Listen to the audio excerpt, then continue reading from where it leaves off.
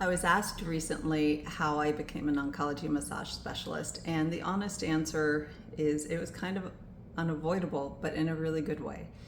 When I was 13, my mother had breast cancer, and when I was in college, about to graduate from art school, she had a recurrence and started treatment again. And so I would go home on the weekends, and she would say, "Oh, this is bothering me, that is bothering me." And her doctors really, they were managing the worst of the chemotherapy symptoms, but they didn't really have much else to offer her. Now, I was a dance major, and I was injured a lot, and so I'd learned a lot about physical therapy and manual techniques from the PTs I worked with. I'd picked up body work techniques in summer intensive, so I had the beginning of an idea of how I could help. So I would work on her on the weekends. She was my first teacher in every way, and I saw how helpful it was to have someone having open conversation about what was helping, what was making it worse, how directly immediate touch helped with her symptoms.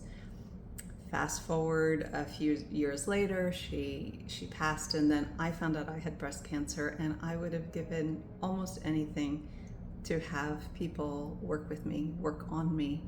And none of my friends or none of the movement professionals or massage bodywork professionals I knew would, because they were all told it was too dangerous to work on cancer patients.